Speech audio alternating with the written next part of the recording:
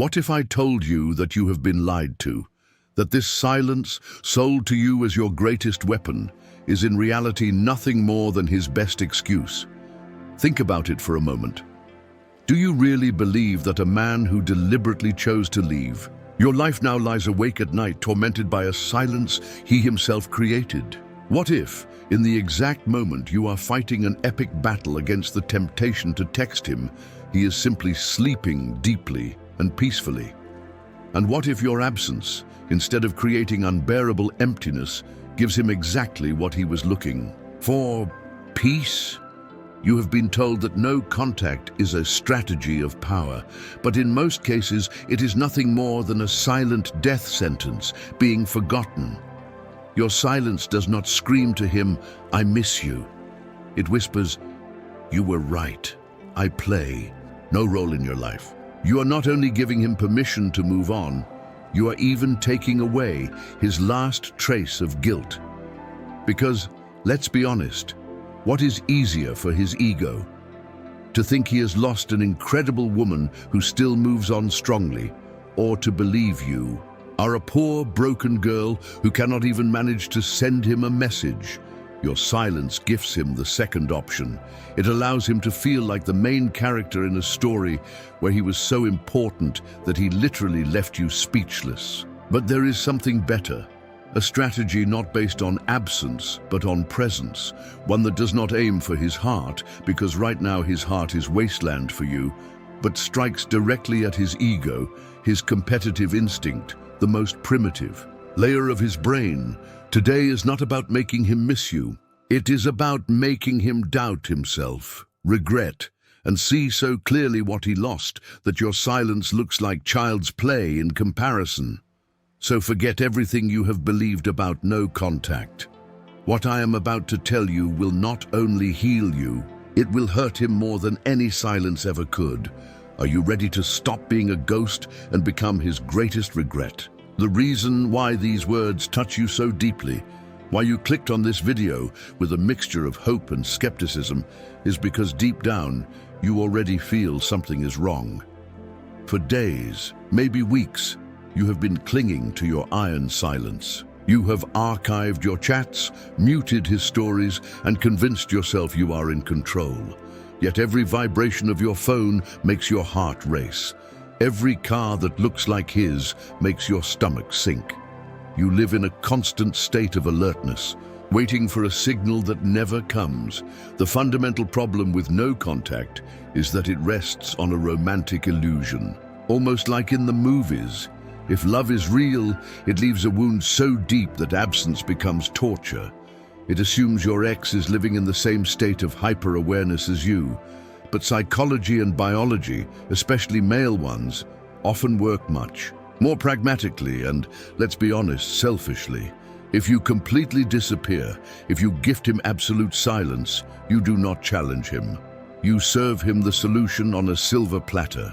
The conflict is over. The post-breakup tension evaporates. No more texts for him to ignore, no calls, no drama. Your silence does not mean "look how strong I am." It simply means problem solved. His brain, programmed to close problems, files the case away and moves on. You give him peace, and from peace no one misses chaos. This is where what I promise you begins. The real reason I am asking you to stay for a few more minutes. I am not giving you cheap manipulation tricks. I'm giving you a map of the psychology of the ego. We will break down the strategy of silence and build a far more sophisticated one, not based on him feeling your absence, but on him being confronted with your growth. What you will learn is not how to make him miss you for a weekend. You will learn how to install a permanent doubt in his mind, the doubt that he may have made the biggest mistake of his life. A doubt that does not fade with time, but grows every time he sees proof that your life has not only continued, but accelerated. Without him, we will shift from a fading memory to a future he will forever regret not being part of. And that is exactly why we must change the rules of the game. We must stop playing the role of the ghost and start becoming unforgettable. And being unforgettable, believe me, has very little to do with silence. It has to do with noise, but not just any noise, the sound of your own life. To understand why your happiness hurts him more than your silence, we must first understand how his mind works. Very simply, the male brain in the context of a breakup is not better or worse, just different. It is evolutionarily wired for action, problem solving, and winning. A breakup, at its core, is a problem. Once the decision is made, his main goal, often unconsciously, is to close the case and move forward. This is exactly where no contact becomes his greatest ally. If you cut all communication, you're doing his work for him. Imagine in his head there is a to-do list. The breakup is a huge red underlined point causing stress and draining energy. It forces him to think, to feel guilt, to doubt. But the moment you use silence, it looks as if this task has suddenly been checked off. He did not solve it, but it disappeared from sight.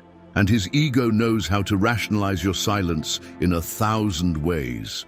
The first and most common: she is devastated. She needs distance. Cruel as it sounds, it comforts him. It confirms his importance in your life. He can feel magnanimous, as if he is granting you the space you need to heal from the wound he inflicted. No challenge, no incentive, the game is over, and he does not even have to feel guilty. The second rationalization: she is angry. She is proud. That suits him too. It reduces the situation to a mood swing and allows him to think, well, when she calms down, we'll talk again. Once again, it takes away all active responsibility from him. It pushes you into the role of the emotional, irrational woman, and him into the role of the patient man waiting for the storm to pass. In both scenarios, your silence is predictable, exactly what his brain expects from an abandoned woman. And what the brain can predict, it can ignore. But there is one thing he cannot rationalize: the image of your life not only continuing but flourishing. He cannot comprehend seeing you truly happy without him. And I do not mean forced happiness, not a photo with a drink in some club. I mean real, calm happiness. The kind that shines through your successes, your new passions, your friendships. That image is a short circuit for his inner narrative. Because if you are better off without him, there are only two logical conclusions. Either he was never that important, or worse, he was the problem. This truth is absolutely unbearable for his ego. Your silence allows him to believe he was the sun of your universe. Your happiness shows him he was nothing more than a light bulb, and once it burned out, the natural light was already shining brighter. And this truth cannot be ignored or sugar-coated. It is the real beginning of the conflict, but not with you, within himself.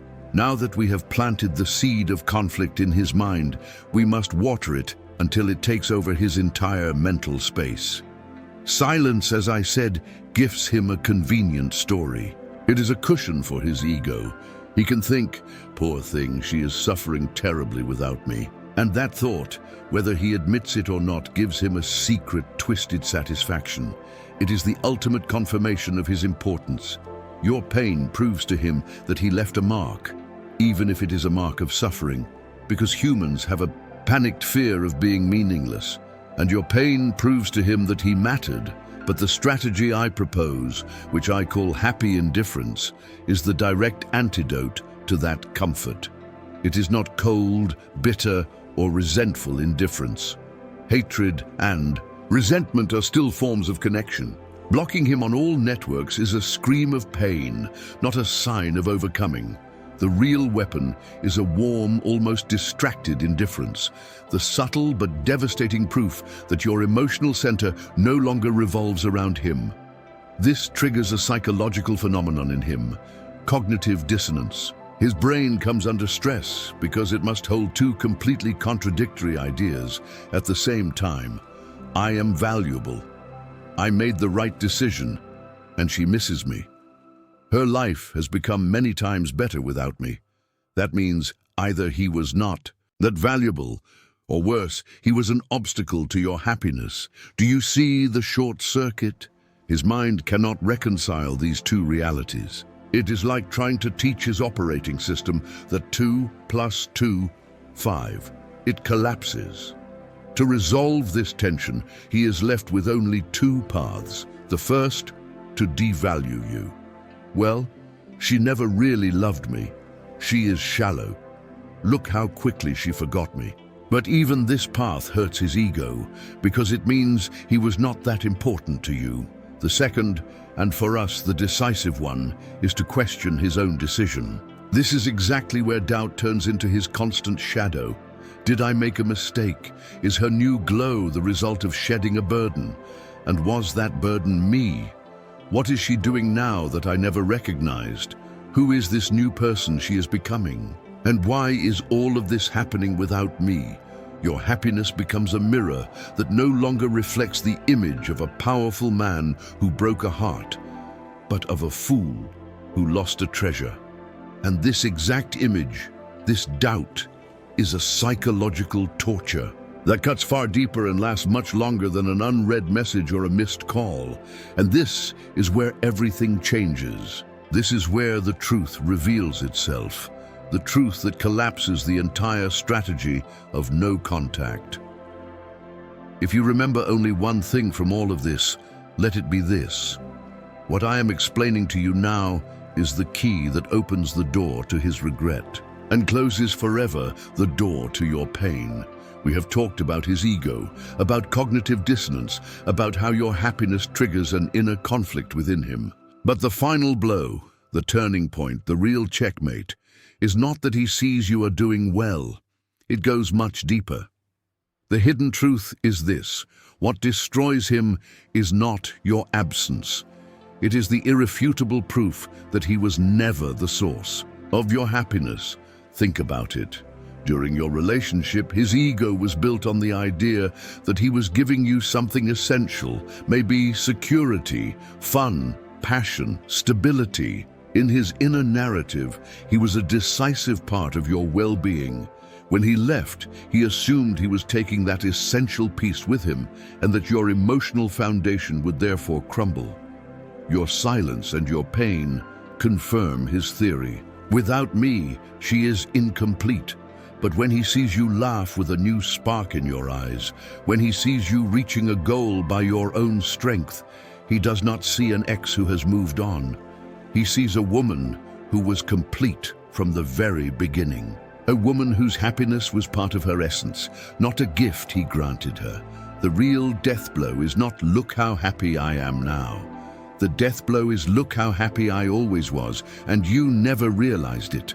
Or even worse, "look how much happier I can be now that you are no longer here to hold me back." That destroys him because it tears his sense of significance out by the roots. It demotes him from the main character of your life to nothing more than a spectator. And nothing fuels obsession more than watching from the sidelines, a game in which you once saw yourself as the star. He is forced to face the possibility that he was not only not irreplaceable, but maybe, just maybe, even dispensable.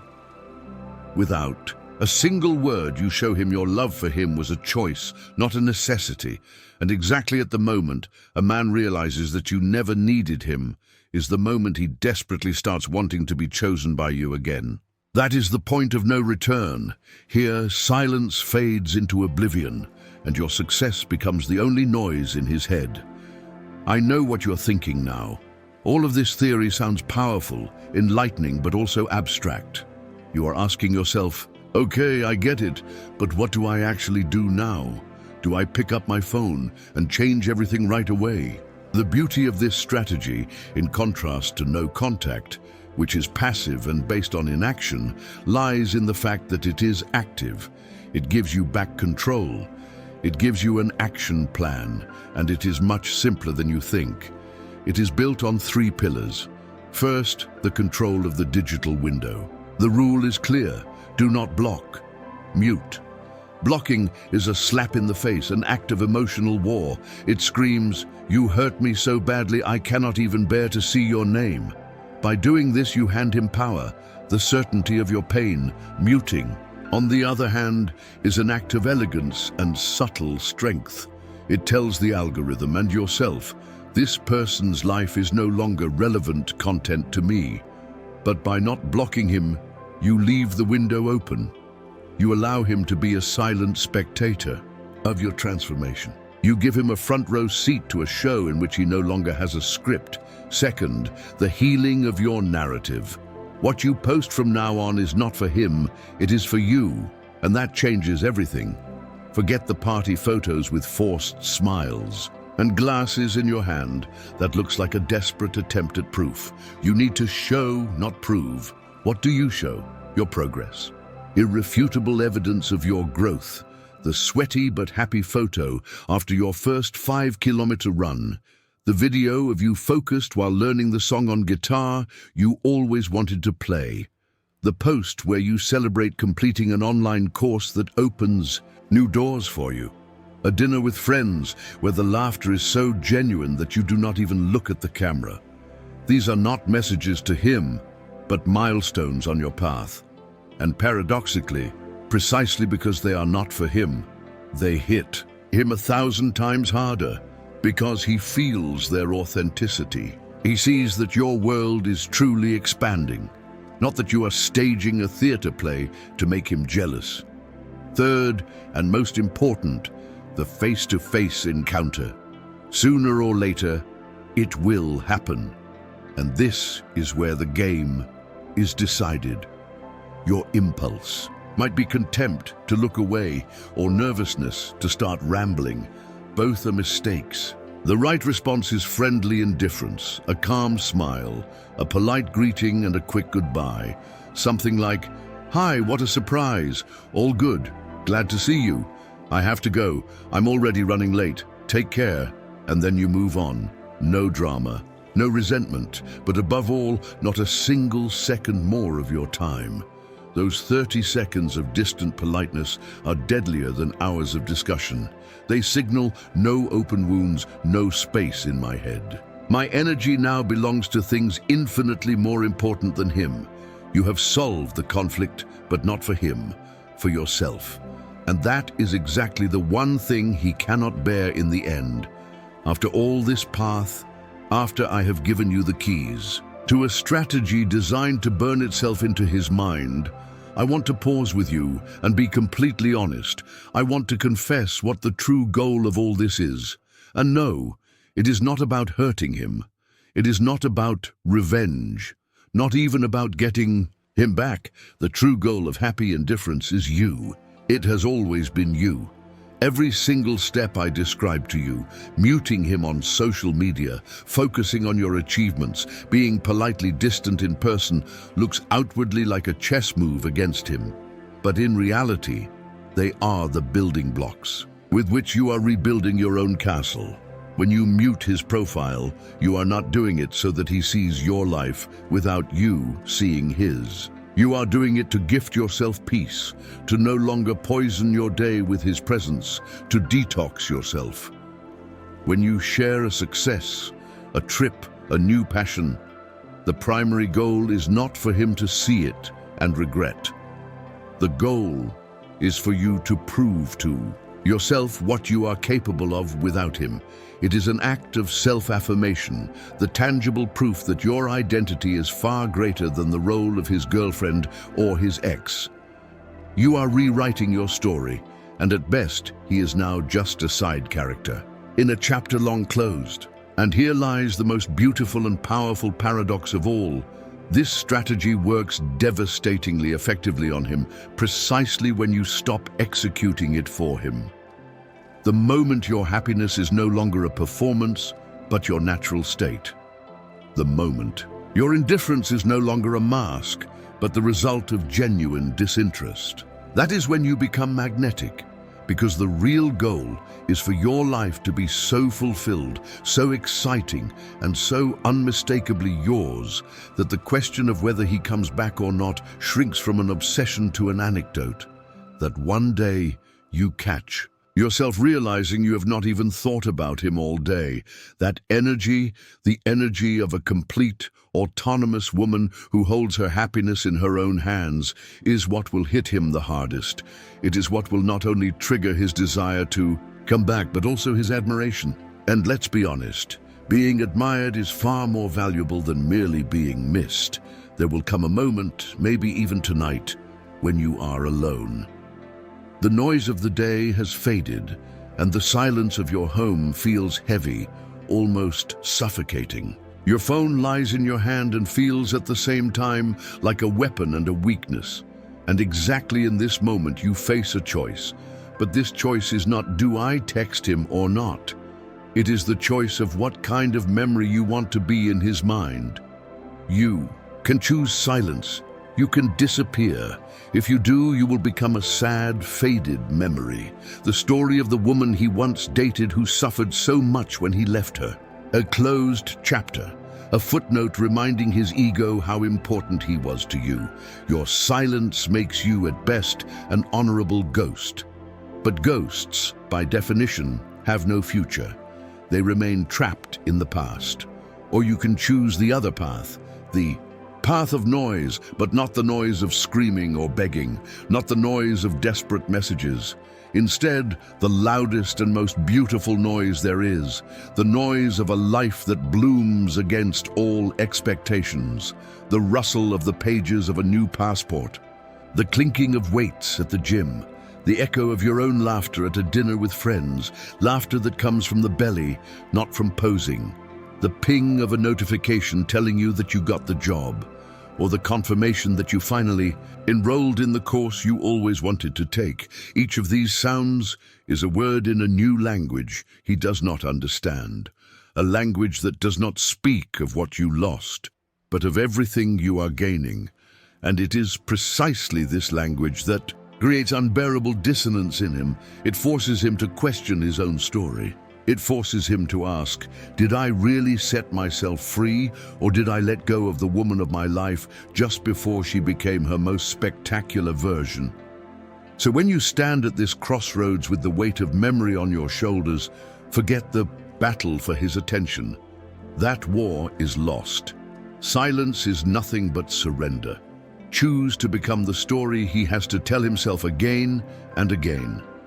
Choose to be the standard by which he secretly measures everyone else. Do not fight for his attention with silence. Force him to question your absence with the noise of your happiness.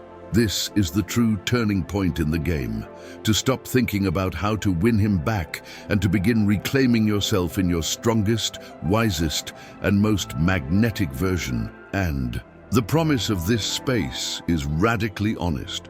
We do not give you cheap tricks to manipulate your ex. We are not a get-him-back agency. Our mission is much deeper, to show you how to rebuild yourself so strongly that you become a woman who is no longer an option, but a privilege. Because a woman who heals, who knows herself, and who is the master of her own happiness, operates from a completely different kind of power. She understands the fundamental truth. She does not need anyone to come back, because she herself is the home that a worthy man wants to come to and never leave again. If you are ready to stop playing by his rules and start creating your own game, if you want to become part of a community of women who transform themselves into their own masterpiece, then subscribe. This is where the real work begins. See you in the next.